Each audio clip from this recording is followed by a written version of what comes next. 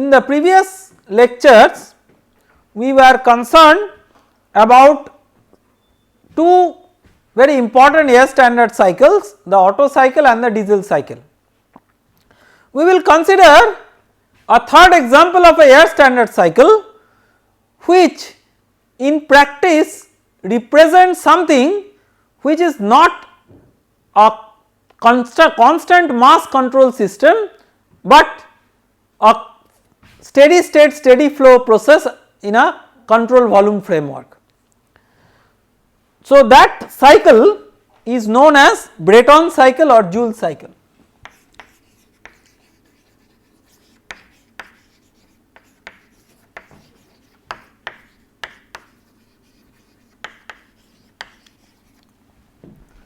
So, just like the Otto cycle and diesel cycle, they have practical motivations. This Brayton cycle or Joule cycle, it has its own practical motivation, and that is associated with a type of power plant known as gas turbine power plant. So, the Otto cycle and diesel cycle, we related those to a type of engine called as internal combustion engine, because the combustion process takes place within the system itself. So, it is internal to the process, but there are other scenarios of power generation where the power generation is governed by heat transfer taking place from locations which are external to the system. So, from outside heat source, the heat source may be combustion of a fuel, the heat is transferred to the working fluid, and these are called as external combustion engines. So, because the combustion process does not take place as a part of the system, it is a much, it offers with a much cleaner way of cycling the working fluid. Not only that, because the fuel is not an integral part of the system, you can use cheaper fuels, and therefore if you run an engine you could attain very high speeds because you could go to very high values of pressure. So, once you go to very high values of pressure, the high value of pressure can be sustained in a flow process rather than a momentary high value of pressure which you get in an internal combustion engine. So, all these things make this device a device based on external combustion likely to generate high values of power, but the problem is that these are not self starting. Not only that, you require huge amount of reducing gear to have reduced speeds, otherwise these are very high speed engines. So, for ground transportation these are not commonly used, but for aircraft transport where high speed movement is required, these may be used. One of the advantages is using a cheaper fuel for gas turbines as compared to internal combustion engine, but that is offset by the fact that because the highest temperature in this gas turbine is quite high, so the turbine blades have to be designed with a very high quality material to withstand that temperature. In internal combustion engine also high temperature and high pressure is attained, but that is momentarily during the cycle, but in a gas turbine there is sustained high pressure and high temperature, and the material of the gas turbine blades should be sophisticated enough, capable enough to withstand that high temperature. So, those costs, those initial costs are quite high, but the operating cost due to use of cheaper fuels may be low, but irrespective of the cost, because of the high speed issue, it is not possible to use these for ground transportation, and it will also be a much bulkier system as compared to a system where combustion takes place within the system itself. So, such a bulky system cannot be used for ground transportation. So, what is essentially the part of a gas turbine? So, you have a compressor,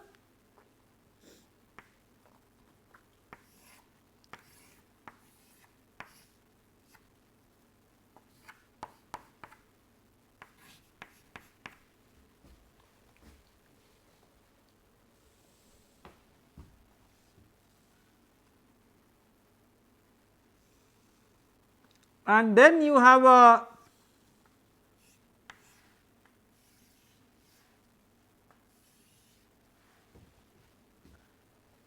combustor.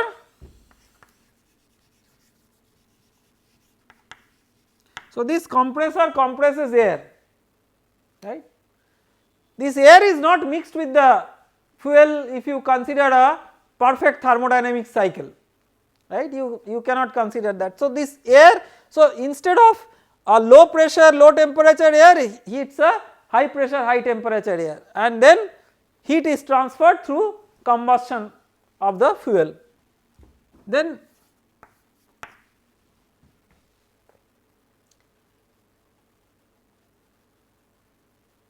despite what is the reality, the model cycle will consider only the air with a high pressure and temperature.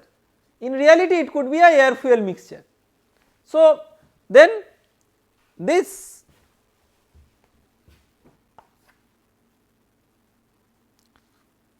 is expanded in a turbine.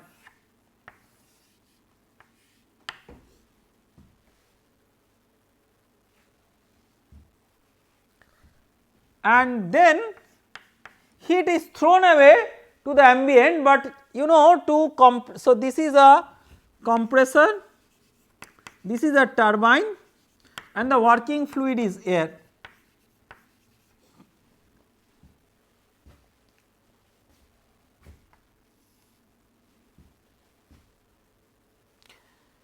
So, instead of considering an open cycle, an open process like this, so it is not a cycle, open and cycle is a misnomer, you know, it is like you know brick made of gold, something like that. When it is open it is not a cycle, but I mean people loosely call it open cycle, but actually to make it a cycle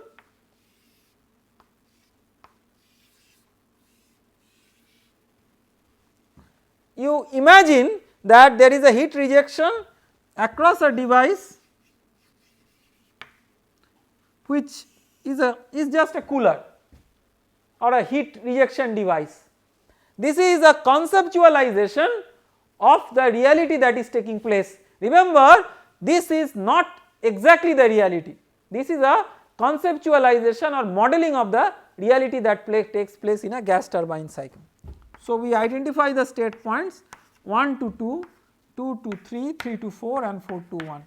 So, here you have QH, here you have QL,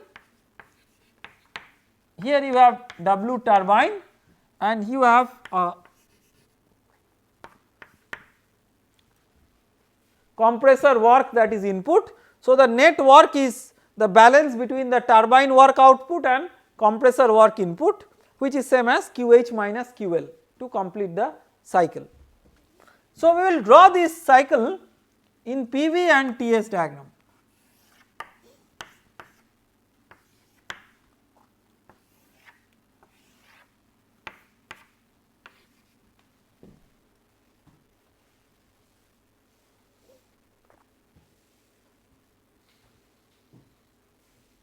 Okay. So, 1 to 2, see this is also under air standard cycle purview.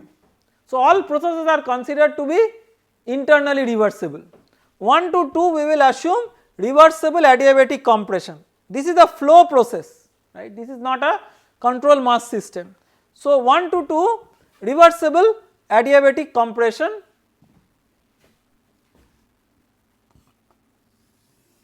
looks like the same 1 to 2 in the PV diagram as we represented in the Otto cycle or diesel cycle, but conceptually there is a difference. That was a control mass system and it is a flow process. So, reversible adiabatic compression,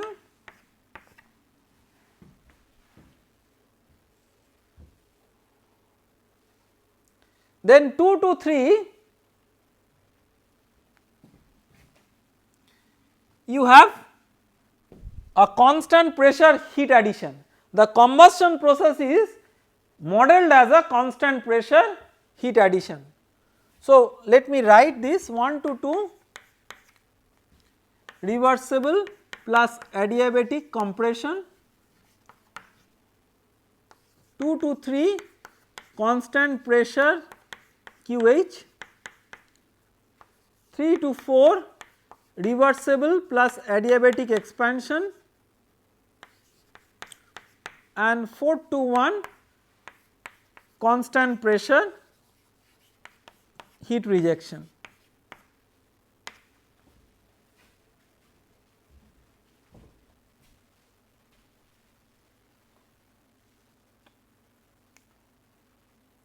So, when you have these,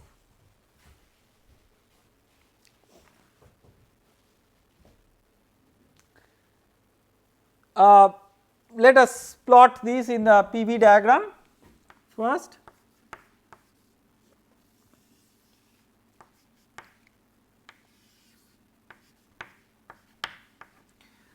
So, here constant pressure heat rejection is okay. Why? Because here it is not a piston cylinder arrangement that is taking care of the physical device.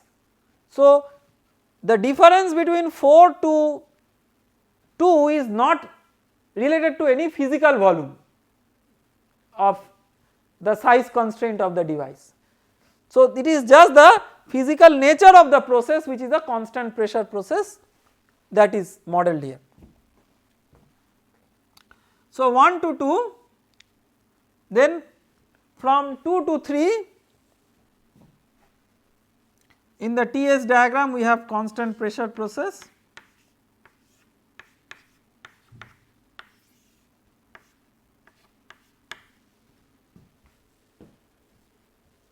So, this is the TS diagram.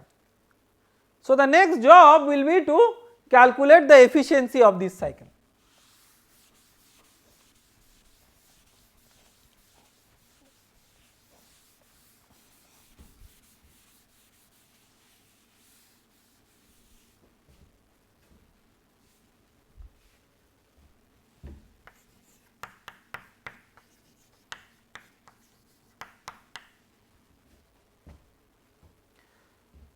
So, what is QL?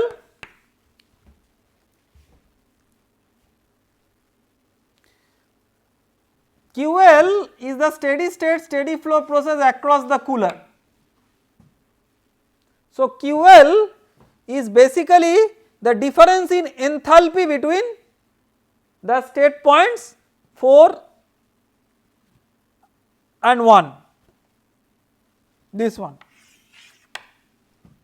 right.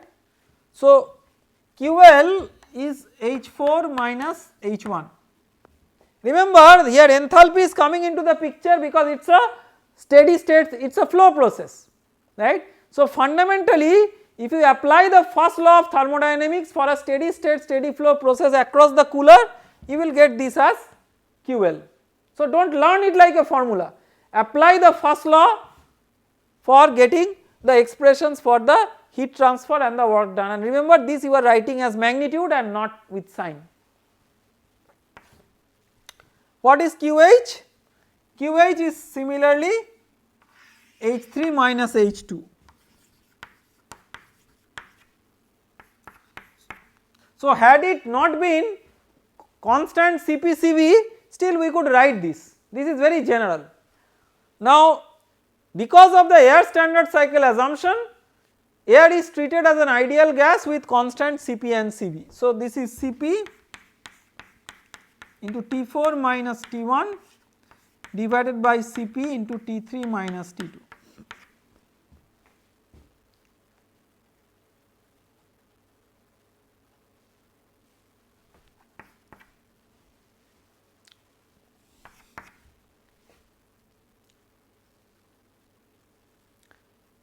So, we write this as 1 minus T1 by T2 .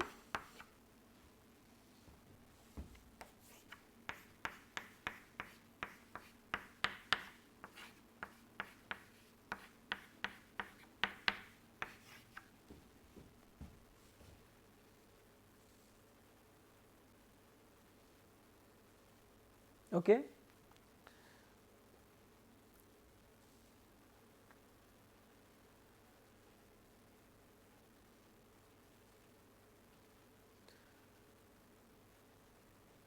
So, now we can write from 1 to 2 you have Tv to the power gamma minus 1, or in terms of pressure T2 by T1 is equal to P2 by P1 to the power gamma minus 1 by gamma, right. It is equivalent to Pv to the power gamma equal to constant and Tv to the power gamma minus 1 equal to constant. You can eliminate V by writing Pv equal to RT and get T in terms of P. So, P2 by P1 is the ratio of the maximum pressure to minimum pressure of the cycle, and this is called as pressure ratio. This is P max by P min, this is called as pressure ratio.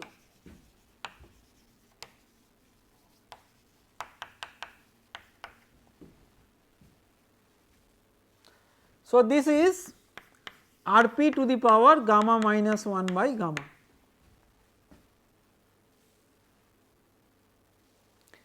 And similarly T3 by T4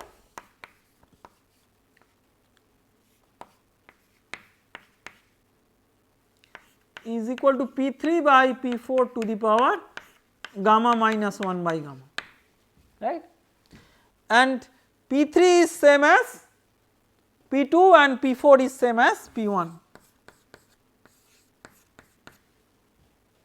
Okay. So, this is Rp to the power gamma minus 1 by gamma. Therefore, from these two we can write T2 by T1 is equal to T3 by T4, right. That means T4 by T1 is equal to T3 by T2. So, this gets cancelled. So, this is 1 minus T1 by T2 and T1 by T2 is 1 by Rp to the power gamma minus 1 by gamma. So, this is the expression for efficiency of the cycle.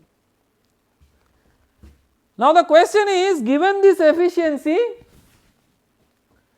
how do you get an expression that finds out what is the maximum work that you can get out of this? Maximum efficiency and maximum work are two different things.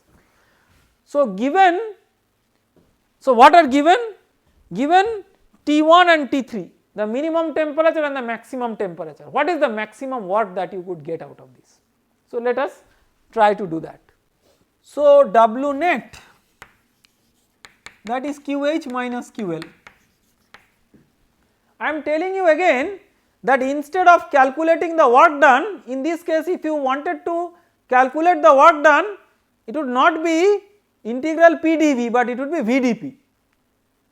But again, because the temperatures are known and heat transfers are sole function of enthalpies which are in turn functions of temperature, and temperatures are easily obtainable from the state point diagram through equations of state and process equations, it is much more convenient for air standard cycles at least to calculate the heat transfer rather than to calculate the work done. So, for calculating the work done, we go through the heat transfer route. So, QH, what is QH? QH is Cp into T3 minus T2 minus Cp into T4 minus T1. So, what we have fixed is T1 and T3. So, if you if you have fixed up T1 and T3, now what is T2? T2 is T1 into Rp to the power gamma minus 1 by gamma. So, Cp into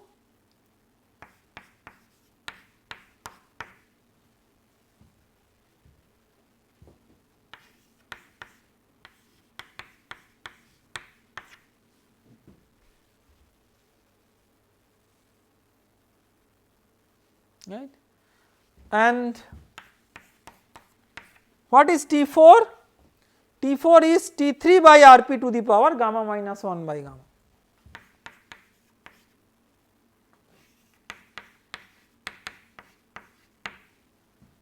Right. T4 is T3 by Rp to the power gamma minus 1 by gamma minus T1. So, you can little bit rearrange this Cp into T3 into 1 minus 1 by Rp to the power gamma minus 1 by gamma minus Cp into T1 Rp to the power gamma minus 1 by gamma minus 1,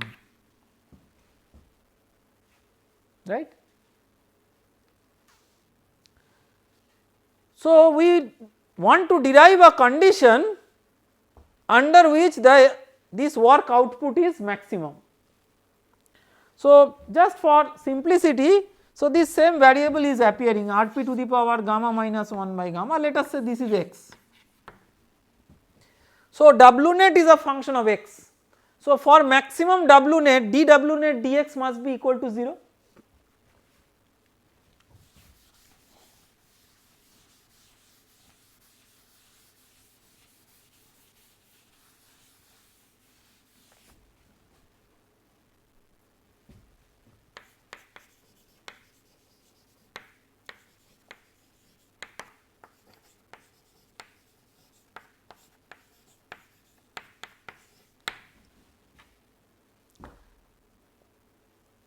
So, you can write T3 by, so 1 by x will become minus 1 by x square minus T1 is equal to 0, right. So, x will be square root of T3 by T1, right. So, the efficiency in this case, so you can find out the work done by substituting this here. So, W net will be Cp T3 into 1 minus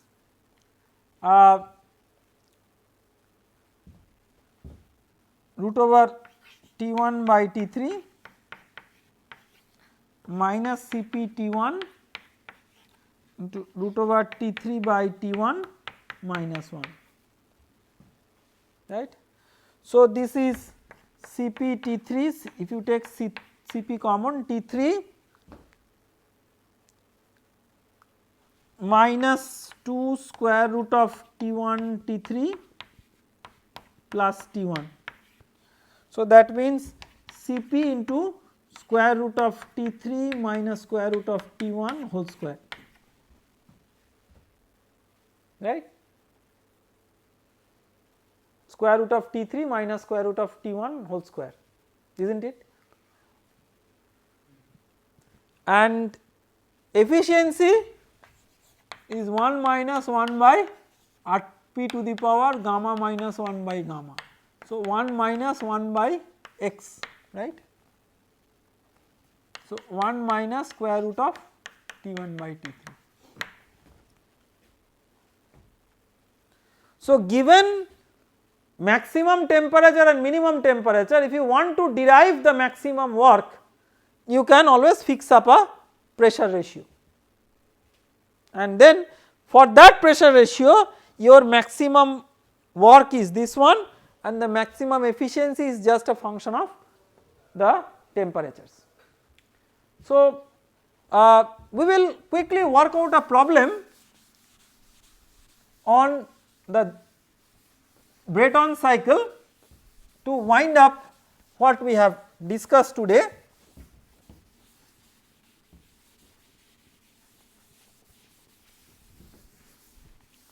And that problem is problem number 9.3. Consider an ideal air standard Brayton cycle in which air into the compressor is 100 kilopascal 20 degree centigrade, pressure ratio across the compressor is 12:1 and maximum temperature of the cycle is 1100 degrees centigrade. Air flow rate is 10 kg per second. Assume constant specific heats for the air, determine the compressor work, turbine work and thermal efficiency of the cycle. So, let us quickly do the analysis. This is very straightforward, but we need to do it meticulously.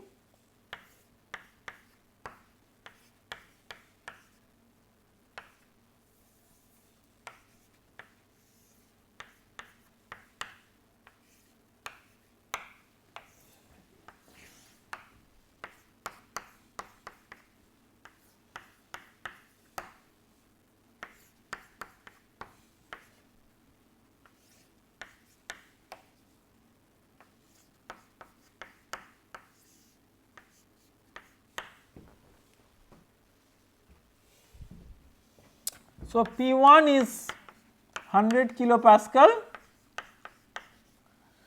T1 is 20 degrees centigrade,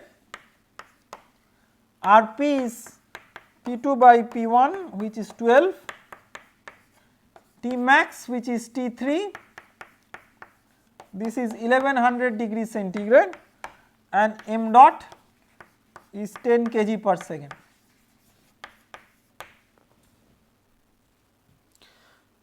So, first part is find out the compressor work. What is the compressor work? Which part is the compression? The compression is 1 to 2, right. First law, steady state steady flow, if you apply to the compressor, compressor work will be H2 minus H1. First law, steady state steady flow to the compressor. So, this is Cp into T2 minus T1. So, T2 you have to find out. So, T2 by T1 is P2 by P1 to the power gamma minus 1 by gamma. So, this is Rp to the power gamma minus 1 by gamma. So, that will give you what is T2. So, if you substitute that here, you will get the compressor work. This is per unit mass. So, total rate of compressor work is m dot. So, this is magnitude of the compressor work. Actually, the compressor there is work input and not output. So, this is magnitude. So, this is m dot into m dot is 10 kg per second. So, compressor work is 3048 kilowatt. Okay. Next part is what is the turbine work. Turbine work is output. So, what is the process is, this is the turbine process. So, that is H3 minus H4. So, this is Cp into T3 minus T4. Again you can get this by applying steady state steady flow energy analysis for the turbine. So, T3 is already given and you can get T4 by noting that T3 by T4 is same as P3 by P4 to the power gamma minus 1 by gamma. So, this is Rp to the power gamma minus 1 by gamma. So, T4 is T3 divided by Rp to the power gamma minus 1 by gamma. Remember, this has to be in Kelvin. So, this will give you what is T4, T3 is known. So, you know per unit mass what is the turbine work. So, this is m dot into Wt. This is here the mod and actual, they are all both positive. Here actual is negative, but mod is always positive. So, this is 701.3 kilojoule per kg.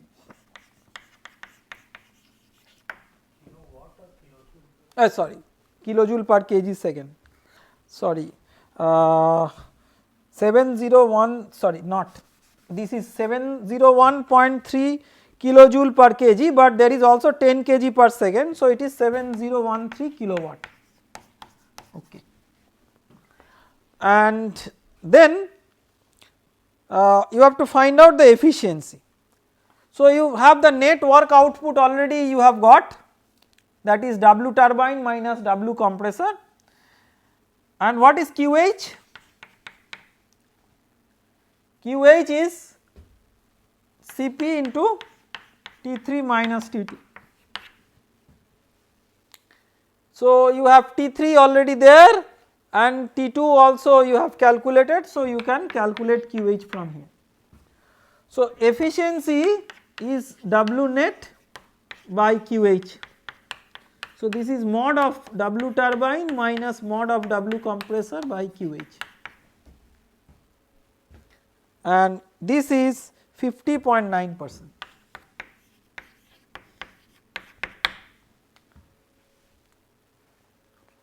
Okay. So, today we have discussed about the Brayton cycle, which is one of the very important air standard cycles used to ideally model the gas turbine thermal power plant process. We have seen how to analyze this cycle and how to calculate the thermal efficiency. We will continue with more cycles and cycle analysis in our subsequent lectures. Thank you.